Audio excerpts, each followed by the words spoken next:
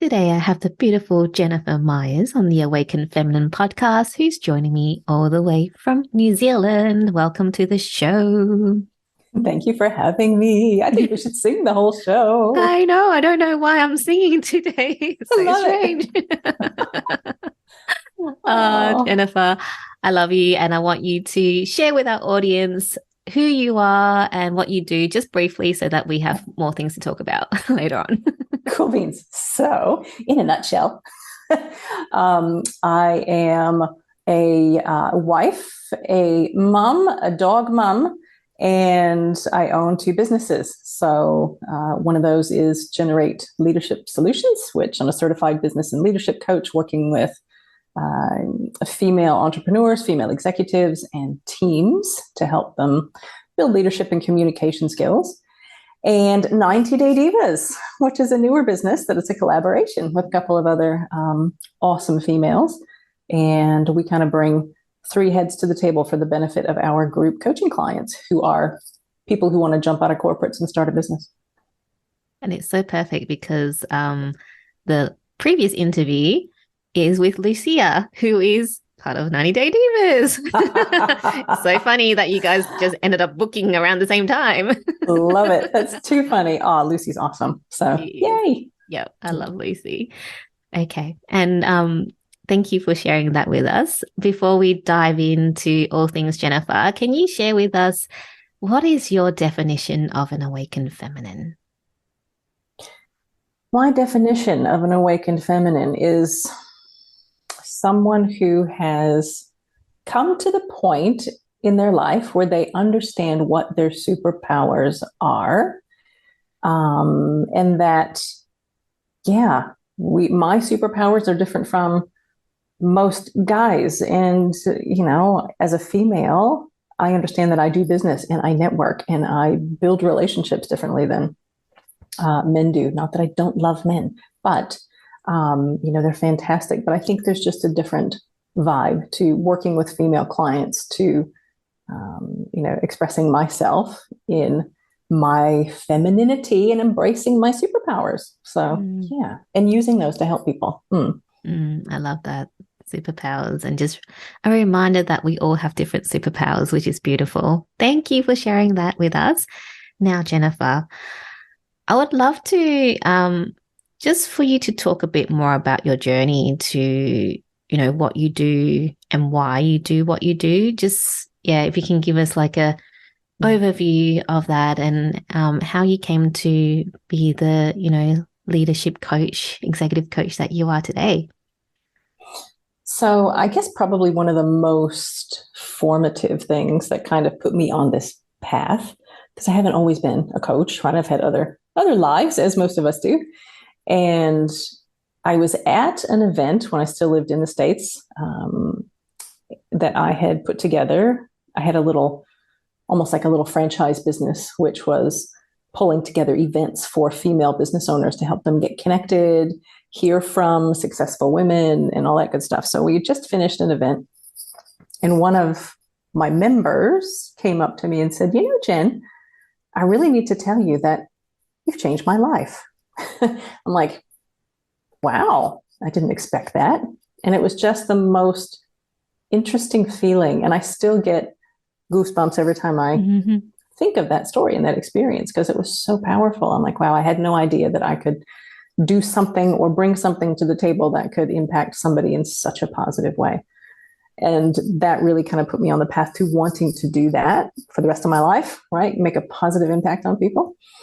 And moving to New Zealand, I had the opportunity to certify and train as a coach. And I grabbed it because I had the opportunity in my 30s and I didn't feel in integrity doing it at that point. So this is the second time it came around. I'm like, the universe must be trying to tell me something. So I took it, and I've done nothing but coach and train and speak for the last 12 years. And yeah, I've loved it. I love your, that how that feeling just sparked this, this kind of like interest and curiosity in you. I'm interested because you said in your 30s you didn't feel like it was in integrity for you to start. So that really just jumped out at me. What was it? Like, why didn't you feel Imposter syndrome. Like, who am I at 30 to tell who people am I what to tell do? people? Exactly. I haven't owned a business at that point in my life. I had no idea what the heck I was doing. Yeah, so that was it. If I hadn't had that cropping up, I probably would have happily said, oh, heck yeah, that sounds like a bit of me. Yeah. Yeah. Yeah. Such an important reminder for people. We all get imposter syndrome, right? I still get it. It just, it crops up at the most inconvenient of times sometimes. But so, for those people listening who feel like, like when we're teenagers and we get acne, and it's like, man, I thought that was behind me, but I'm 50 and I just got a zit on my face. It's like, what the heck? I thought that was behind me. The imposter syndrome is like acne. Yeah. I've got one right here, right now. And I'm like, I'm 40. Why am I still getting breakouts? It's funny. I love it. So when the second time came around, did that even pop up in your head, the imposter syndrome, or you just went, okay, obviously the universe wants me to do this. I'm just going to do it. It didn't really. And probably part of the reason was because in the interim, I'd had a couple of different careers in, between the 30s and the whenever it was. I'd had a couple of different roles that had put me in leadership positions and given me some different experience that I hadn't had at that point. So by the time I got over here, it's like, God, I think I've been a tiny little, entrepreneur to a big cog in a big corporate machine. And I've kind of seen and done a whole lot of stuff. So it's like, yes, I've got a heap of experience now and knowledge and IP and all sorts of things that I can bring to the table. So yeah, I kind of jumped at the opportunity. Yeah, I love it. So what is it about coaching leadership and executives, entrepreneurial women that excites you? Because, someone said to you, oh, you changed my life. But there's so many different paths to coaching and mentorship, right? Why did you choose that one? What was it that made you go, I want to do it for these women? I think because sometimes female leaders feel as if they have to be less than, or they have to fit in, or they have to be different in order to, they have to assimilate in order to be a successful part of, corporate life, business, and that sort of thing. So if I can empower women who have so much to offer to step into their superpowers and go, oh, wow, you know what? This is what I'm really good at. And I can bring that to the table in so many different ways. Here as the leader of my team, as an important part of the leadership team, around me, then yeah, that improves her life. That improves everyone she influences and improves the business overall. So it's just a win-win-win-win. It makes me happy. I love it. Do you find the women that you work with do they know their superpower? Because just speaking from my experience, I didn't know what my superpowers were when I was managing the pharmacy here, at the children's hospital.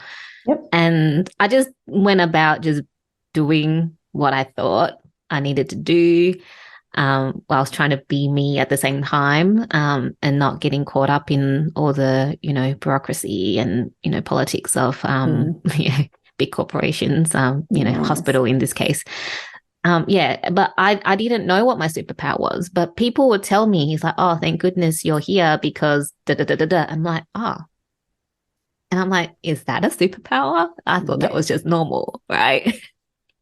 Isn't that funny? Because I love that you just said that, because often, no, the people I speak to have no clue. And I don't know if it's partially because, and I'm going to make a blanket statement here, so don't anybody get angry with me, but I think many of you are going to agree with me, that women in general tend to downplay their skills, tend to downplay all the awesome things they can do, right? They're not going, woohoo, I'm awesome at fill in the blank. So they haven't really spent time digging in to identify, what are my strengths? What am I really good at? How do I help the people around me be better? and they may not even, like you did, they may not even recognize what it is, but it's just something that just comes naturally. So yes, oftentimes we need to have it pointed out by somebody outside ourselves who can see more clearly how we contribute. And it's all about contributing, really. Did you have trouble identifying your superpowers? Well, I thought it was one thing. Well, I thought it was one or two things. And then over the past year or so, I've come around to it being the ability to inspire through my communication. And it's interesting because I've had so many people tell me, and I resisted it at first, "Oh, Jen, you're so inspiring." They also tell me I'm so organized, but I don't know about that. But Jen, you're so inspiring. You're so inspiring. That was so helpful. You're so inspiring. And I kept saying, "Oh, okay, great. No, I'm a great teacher. I'm a really good communicator. And, I can share concepts in a way that people understand and I can get through." I didn't want it, for some reason, I didn't want to be inspiring. And I don't know why. It's like, I'm talking to you, but I don't want to inspire you. That makes no sense.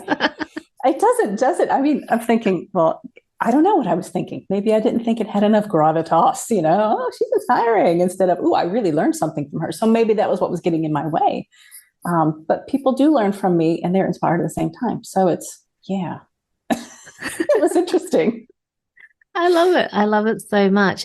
Do you find superpowers change, or really is it like this innate thing that we like that is already in us but needs to be uncovered fully? What's the go here there? I think the latter for me. That's my take on it. I think there are things that we just do and we've always done, we've always known how to do. It's nothing that we necessarily have to learn. We can develop it and we can improve it, but it's nothing we have to learn from scratch. So yeah, I think it can be nurtured and developed once we identify what it is and embraced, right? Because I wasn't embracing mine. Yeah. Now I'm going to ask you. So for people that are like, I don't know what my superpowers are, what are the things that can help them to identify their superpowers? Really sitting down and asking them what they do that brings them happiness, what they do that brings them joy. And it may not be anything work related, but it gives insight into what makes them happy and what they're really good at. What can you do where time flies and you don't even notice it's passing?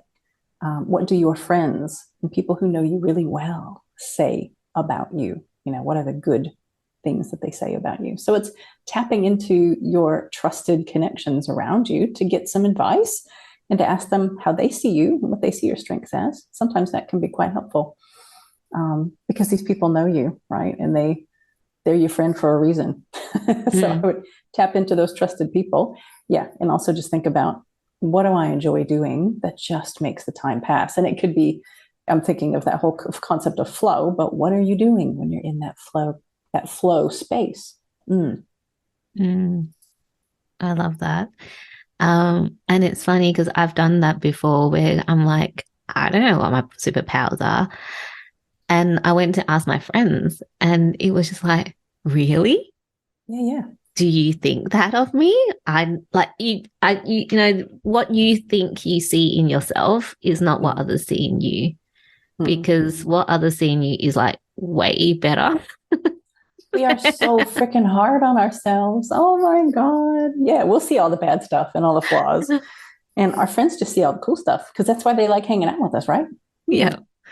Yeah. So, definitely encourage you to ask what it is, because you might be surprised at how actually wonderful and amazing and freaking awesome you are.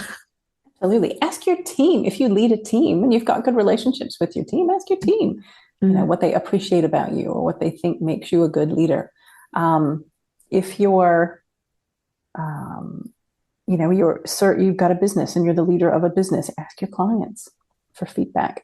What did you particularly enjoy about our interaction and how did I most help you? How did you find interacting with me? all of that stuff can provide really great insight. Yeah.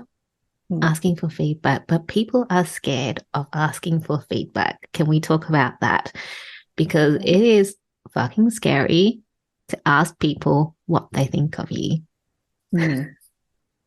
Yeah. It is. And I think when you do that, yeah, I mean, you got to put your big girl pants on, as they say, and be prepared for whatever you might hear. But when you're asking from an authentic place of, I really want to know, I want to understand why you found this helpful or why you found your interaction with me to be good. I mean, because you're trying to find your superpower, right? So you're not going to be pulling for, tell me all the problems we had in our interactions last year. So that's not really what you're asking for. What you're asking for is, yeah, what do you see in me? What good qualities do you see in me? Mm. I really Yeah. want to know, honestly. Yeah. So making sure you frame your question properly and not just ask that open question of what do you see in me? And then you just get Unless you've just already got the skin of an elephant and you're totally cool with whatever you hear, which we all should be because it's hopefully helpful feedback. But yeah. Mm. I want to ask you about teams because it just keeps popping up. Can you share with us what you do when you go into an organization to help with it? Like, what is it that you do with teams in an organization?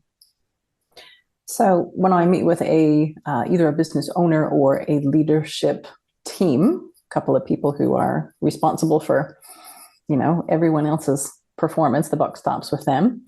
We'll sit down and we'll have a good chat around what kind of challenges they perceive that they can see coming in the coming year that they know their team aren't quite prepared to meet.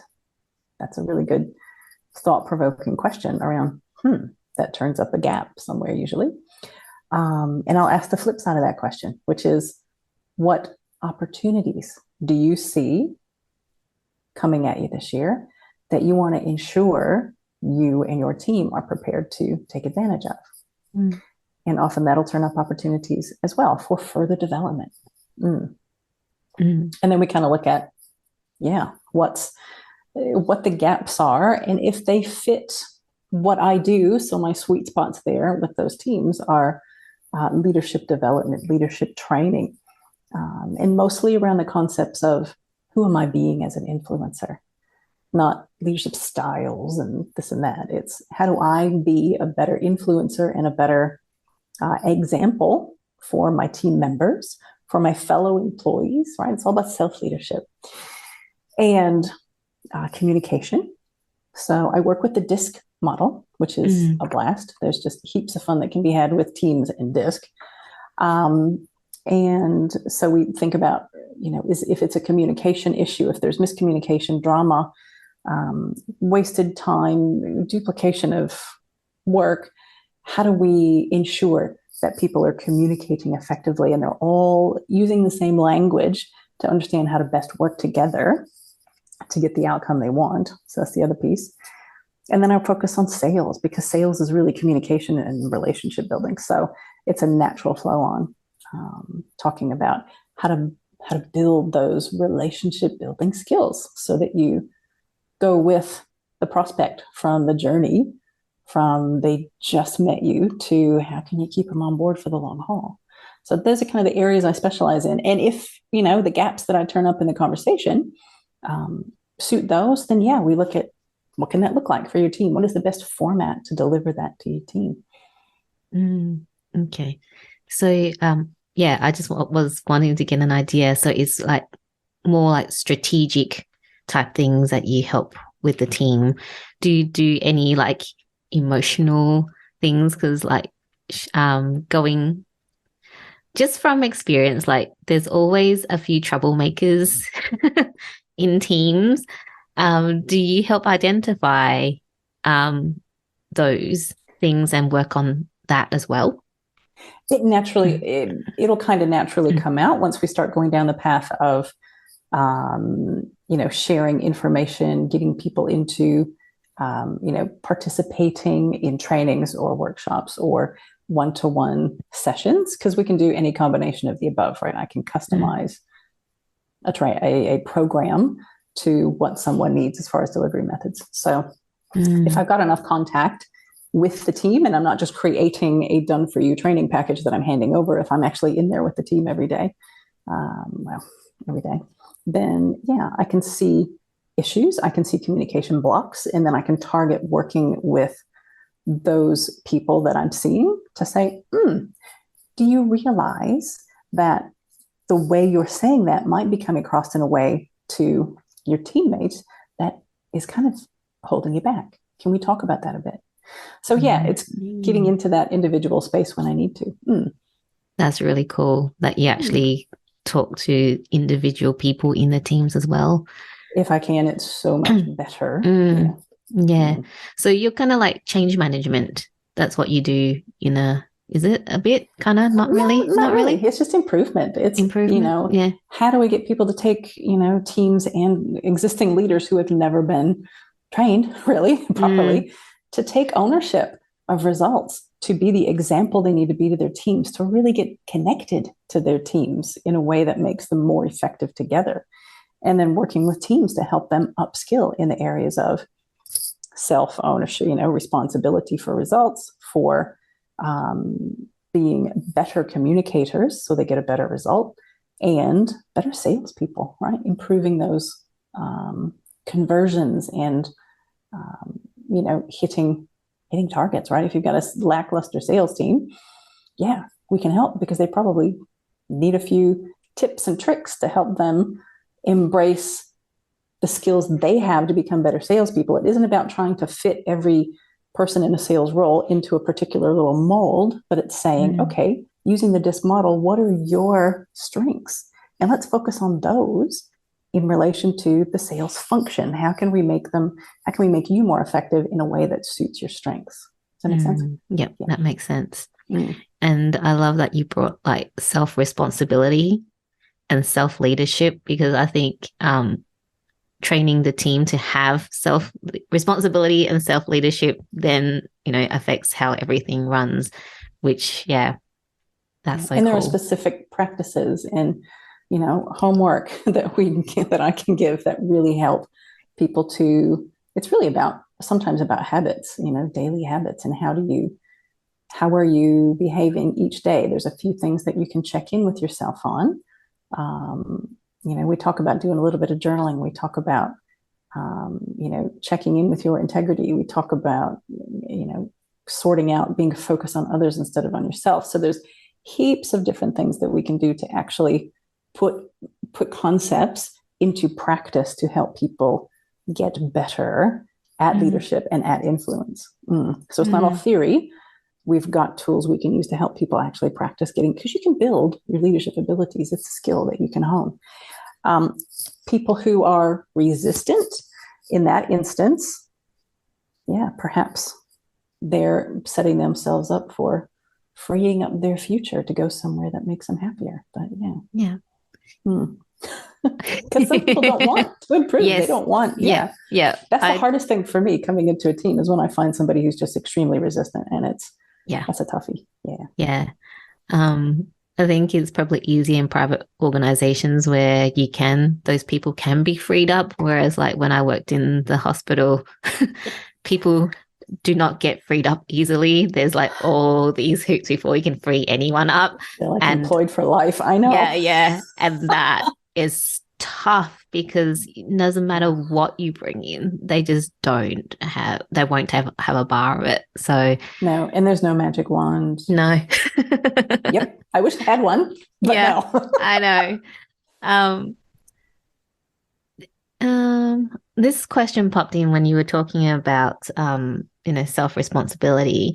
What do you find are the like most common type of blocks for people to take responsibility for themselves, whether it's at work or at home? Focusing on we instead of me. Because if you understand how your individual contribution affects everyone else and affects where the whole company's going, that helps because you're placing yourself into a specific picture. Like my piece in this puzzle if I put it in the right spot, it means the picture comes together. Mm. When I'm not doing what I'm supposed to be doing, or I'm doing somebody else's job twice or whatever, it just gives a muddled picture with little gaps here and there. So it's really helping people see how they fit into the bigger picture, which gives them a little bit of purpose instead of just what they're focused on day to day. Yeah. And it's opening out, saying, yeah, it's not really about me. Yeah. Yeah. And you can then apply that home as well, because, whoever you live with, it's the same type of thing. Exactly. Yeah. Exactly. One of my mantras is do something nice for someone else every day. I don't care who they are, just do something nice for someone else. And it just kind of helps you get outside your own shit that you get stuck in sometimes. And we all get stuck in some of our own shit. Yes, we do. I love it. This keeps popping in, so I'm going to ask you. So it's completely not about leadership and business, but I guess you probably apply all that in. But what do you mind sharing? Like, what made you decide to uproot your life in the US to move to New Zealand? It's a bit far, Just a little, just a few miles, yeah. Oh, well, I have actually just written a little bit about this story in a book that I've recently contributed to, a multi-author book. And so the story, my husband and I were my husband's American as well, and we have a daughter. But about 13, 14 years ago, we kind of sat down after work one night and looked at each other. It was about 9:00 at night. We just finished doing the dishes and putting our daughter to bed. And we both kind of sat down and had this realization that life was hard. We had been making some pretty crappy decisions. I'll take responsibility for that, right? I was making some pretty crappy decisions for my part. That just made everything hard. And we really felt like we were on that hamster wheel to sustain a lifestyle that wasn't making us happy, right? Because we were outwardly focused on stuff, because that's what you're supposed to do, right? You're supposed to have all the stuff if you're successful. So we bought into that hook, line, and sinker, and we're incredibly unhappy. And so, long story short, we decided we don't want to live like this. Things are going to a really dark place if we continue to live like this, so we need to do something different. And we looked around for opportunities. Doors just opened to New Zealand. It was a bit of a no-brainer. And 10 months after we sat down at that, whatever you call it, come into Jesus meeting, we sat down and bought 3 one-way tickets to Hamilton, New Zealand, which is on the North Island. And for those of you who are uninitiated, and New Zealand is not a state of Australia, right? We're our own country. Why not? Why not? But we just kind of took the plunge and had really great positive expectancy around the experience, which I think made it so much easier. Even though, on the day we flew out, it was terrifying and gut churning and sad and fun and exciting and all at once. We knew we had made a conscious decision to do something different to get a different result. And it worked. I mean, I'm here almost 13 years later, and our daughter has thrived over here. She's 21 now. So it was really, it needed to happen. Yeah. I can't believe you got a 21-year-old daughter. Like, I'm old. You don't look it. Thanks. You look amazing. Love it. Did you get any, I don't think the word is backlash, but people around you go, what the fuck are you doing? Why are you moving to New Zealand? Yeah. Yeah, families. Because, even though we were the kids in our, we got married as kids. My God, my husband and I got married when we were 23. So we were just babies. And so we had always been the kids who moved away from family to go explore. Like, we lived in Washington, D.C. for a while. We lived out in Indiana. We lived in Florida. So we moved around quite a bit in the States. And so moving here to us didn't seem like that big of a deal. It was just a longer plane flight to go visit family. But they were flipping out. What are you? You're walking. They were looking at all the stuff. You're walking away from a successful business. You're walking away from a successful career, a beautiful house, a holiday home, a boat, da, da, da, da, da, da, da. And it's like, I want to get rid of all that shit because it's just weighing me down, right? It was the most freeing experience to pack, to leave, because we took 6 suitcases, 2 for each of us. And then we packed 2 or 3 little boxes, smallish boxes that we shipped ahead of us. And that was it.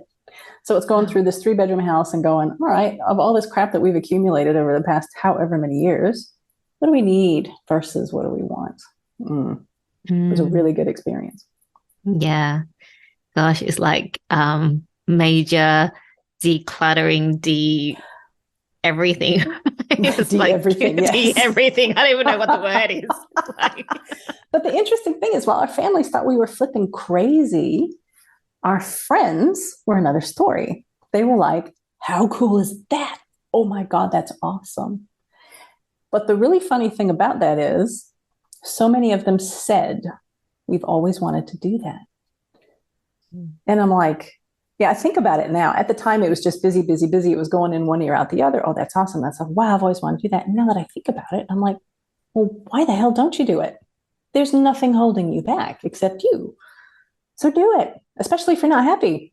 And some of them weren't. So, yeah, interesting. I love that, because how many times do you see someone doing something, you're like, I wish I can do that. Yes, you can. You don't have to wish. Yes. But most people just wish because they don't think they can. Yes. Yeah. Yeah. This question popped in, and, if you don't want to share it, that's fine. But can you, I know you had that conversation with your husband, but what sparked that conversation? Because obviously you weren't happy, you weren't happy, but was there something that, what made you realize that you weren't happy? I think that's the question. Well, at one point, I was driving home from work in my BMW, and I'm driving down this long road, Daniels Parkway in Fort Myers, Florida, which is full of traffic lights. And yeah, I was so miserable that day. I thought, I wonder what it would be like to just drive my car into the telephone pole over there and just not get home. Whew, I got goosebumps when I said that. Yeah. So yeah, I mean, that was a little bit of a wake-up call. I obviously didn't do it, chose not to do it. But the thought occurred to me, which was really scary. And yeah, I've never felt like that since. But wow, that's big. Yeah, thank you for sharing that. And I think, what you were saying before about how you bought into having all the things on the outside, and you never know what someone's story is behind the scenes, because there are so many people that's just like you're saying, doing all the things to sustain that lifestyle. Yep. But look at what you were thinking driving home. Yep. And I see people like that now. It's just, they're leveraged to the eyeballs to maintain the appearance of success. It's like, what is success? What does success mean to you? Is it stuff, or is it being happy and having good relationships and cherishing the fact that you can look out the window and see a blue sky and white puffy clouds and go, God, it's a beautiful day today. I'm rich because I'm looking out the window at this beautiful weather. Yeah. Yeah. Which comes back to that whole, be present.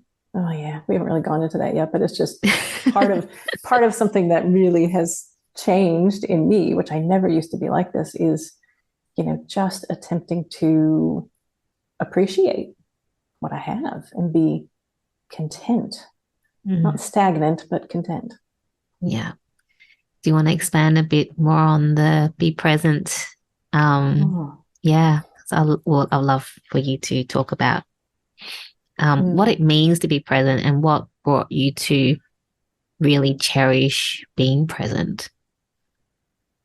I think I've always had a tendency to be quite positive, right? I've always had a positive nature. People ask me how I am. I was like, good, I'm great. It's a great day. But really, when you think about it, when you're able to just stop being busy and stop doing stuff and just stop for a minute. I don't practice meditation regularly. I've never gotten into Buddhism or any of that kind of thing, but the whole idea of being present and being kind of mindful of what's happening around you has just made me feel so much more connected to the world, to nature, to all kinds of good things, right? Tapping into that whole, I totally believe that we're all connected by some sort of energy. I'm not religious, but yeah, there's something that's quite powerful. And if you can just be present and appreciate it, it could, I joke with my husband about, I don't go to church, I don't head into a church building to go to church, but my goodness, I go out to this place by us called Mount Piranha, and you just take a walk on Mount Piranha, and it's absolutely beautiful. It's quiet. You hear the birds tweeting, and you smell the trees. Run up and hug a tree. There's nothing better. Yeah, it's just amazing. That's my church. Yeah, I love it. And I'm not religious either. And being spiritual doesn't mean you have to be religious. It's just like you say, it's just appreciating nature, life. Yeah. And being present. Yeah. Connection. Yeah. And I totally agree. I'm on the same page as you. There's something that connects us all. And you feel it really strongly with some people. And it's just, Yeah. Which is cool. And that's your tribe. If you can feel connected to people who are kind of on the same wavelength and have the same values. That's been, as I've gotten older as well, that's become so much more important to me too, is to have that tribe of people around me who get me and who I get. It's not all about me, but it's all about Jen. Really it is all about for Jen. My happiness. In this podcast, it is all about Jen, but I totally get what you mean. It is, it's that equal exchange of energy, right? And when you have those connections, like I think as you get to know yourself deeper, those connections just come. Like, we have some time if you want to talk about like how 90 Day Diva started. I think that was something, that was a connection thing for you guys, ladies, not guys, but you know what I mean. We're just guys. Yeah. Doesn't matter. No, that's the coolest thing. And I've always been one of those people who has worked alone and been happy to be independent. And, I can work by myself happily. But I ran across Lucy Fitchy, who you interviewed recently, and Carol Reed, who is the other of the three divas. 2 years ago, during lockdown, we had some online networking stuff that was happening through a women's network that we're part of here. And there was we were put in a breakout room together, and there was just this little, I don't know what, similar values, connection, that whole, similar energy thing happening. And we agreed, Lucy and I agreed, we need to do something together. We've got to explore this a little bit further. And about a week later, we both had met and connected with Carol, and we're like, the three of us can do something amazing together. And so this whole idea of collaborating, which had been so far out of my awareness for so long, it's like, this could actually be really cool. And it's fun. And I love to have fun when I'm working. So, over the past 2 years, we've kind of beta tested a group online coaching program for those people who are hopping out of corporate to start a business, to give them those really foundational skills. And gosh, it went so well during the beta year that we've just gone proper and incorporated this year. So it's exciting. And there's no ego, even though two of us are big personalities, there's no ego and there's mutual respect. We've all got a voice in the things that we create. We create things together. We separate responsibilities. And I think because there's three of us, we've got heaps of stuff happening, like a podcast and a newsletter and webinars every month and et cetera, et cetera. And it's like, man, if I tried to do all that on my own, there's no way I could keep up with all that. Mm. So it's been really interesting. Yeah. Congratulations Mm. on that. And I just love, I just really feel like collaboration is like the new thing really to do business, whether you go to business together or you just support each other. Collaborating in that way, it just feels so right to support one another. Um, the energy behind that is just really pure love, isn't it? Because you wouldn't be supporting each other if you know it's, and it needs to be coming from like that, yeah, that heart space where you want to. It's not the, oh, if I do that, then what's in it for me, kind of, or energy. Yeah. No, it's truly, yeah. We can all see, we share a vision that's very similar and we share values, and that just kind of makes everything work really Yeah. well. And I love those girls. They're just, yeah, they're my peeps. I'm happy and I'm more energized after we chat every single time. So yeah, it's cool. Yeah. And I love that you're saying you guys are getting so many things happening. And when you have three people, there's always someone that is good at something and another person that's good at something else. So you all come together and it's like, yes. We've got people that's good at everything. We've all got different coaching skill sets, which is brilliant. Yeah. So the clients massively benefit. We've all got different things that we like to do, like admin and behind the scenes wise. So a whole lot gets done. Yeah. I love it. I'm just looking at the time. So got a couple more questions to ask you. And the first one is, what would you like our audience, our listeners or viewers, if they're on YouTube, to take away from this conversation that we've had today? It's a very good question. I think the biggest thing that I want to share with people the rest of my life, through my work, through my relationships, whatever, is if something's not right, if you're not happy, if something's not right with your work, if the relationships aren't good, stop, do something about it, try something. Don't just sit there and say, I'm not happy, or I know things could be better. Do something about it. Move, change relationships. I know that sounds really harsh, but if you're in a relationship that isn't good for you, get out of it. If you're living in a place that doesn't suit your values, move. If you're in a job that you don't enjoy, switch jobs. It's not the end of the world. Do something, take action. Hire a coach. if you know your business could be better. I mean, there's so many things that applies to, but it's just, take some freaking action. Thank you. That's beautiful, bold pearls of wisdom that you shared. That it is like, it's so simple, but yet it's so not easy for people to do. Yep. Yeah. I know that. Yeah. But it can be done. It's not impossible. Yes, that's right. I mean, look at Jen, look at me. We decided to do what we do because we weren't happy or, with where we were. Yeah. So it's possible. And you can do it too. Yeah. And lastly, I'd love for you to share what's currently setting your soul on fire. Currently setting my soul on fire.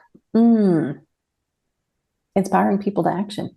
I mean, that's it. That's why I wrote the contribution to the book that I did. That's why I do what I do. That's why I'm, trained in the areas that I've become specialized in over the last few years, instead of remaining that GP business coach. It's like, no, let's hone in on the skills that are really going to make a difference in your life, which are leadership and communication. I love that explanation. The GP. The GP of the coaching world. I used to be a GP coach. I'm a specialist now. I love it. That is like the best line ever. And it makes so much sense. Oh, I love it. Jen, do you want to actually give your book a plug? I know at the time of recording, you haven't got your books yet, but when this episode comes out, you'll have it. So if you want to give your, book a plug. Well, if my box had arrived from Amazon, which it hasn't yet, I could go, here it is. but I can't. So you're going to have to pretend that there's a beautiful purple book right here that it says magnetic abundance on the cover. Now, there's a little story behind that quickly. Yeah. The opportunity to participate in that kind of came out of the blue for me. And I've always wanted to write a book, as many people say. But I knew that it was a great opportunity to get my foot in the door of writing. To contribute to a multi-author book was the first rung of the ladder. And I'm so glad that I've done it, because even though the cover design or whatever isn't necessarily what I would have created had it been all my book, it is so a labor of love to just kind of, and what I wrote is not what I thought I was going to write. So it's just, it almost comes across as a love letter to the reader, which sounds really hokey and cheesy, but it's what I needed to say. And everyone else, there's 15 authors in the book, and everyone else wrote from that same space, and it's beautiful. Love it. And you can get your copy, whether you want you're an ebook reader or like a physical book reader, on Amazon. So look for Magnetic Abundance. So exciting. I'm so excited for you to hold your book in your hand. Is the best feeling. So I know, you're like the old pro on the newbie. Yeah. It never gets old. I can tell you that. Every single book it's still so exciting. There will be more. Yep, there will be. Well, you still got your solo book to write, right? Exactly. Yeah. So Jen, thank you so much for this beautiful conversation. I just loved our conversation and time with you. If people want to know more about you or how they can work with you, where's the best place to go? The most up-to-date place is to find me on LinkedIn. However, I do have my website, which is www.jennifermyers.co.nz. And there's also a little tab there for the book. So yeah, there's ways that I work out there, different ways that you can reach me, explanations of how I work. Yeah, it's good. Awesome. I'll have all your details in the show notes so people can reach out to you. Thank you once again. Cool. Thank you so much. I've enjoyed it so much.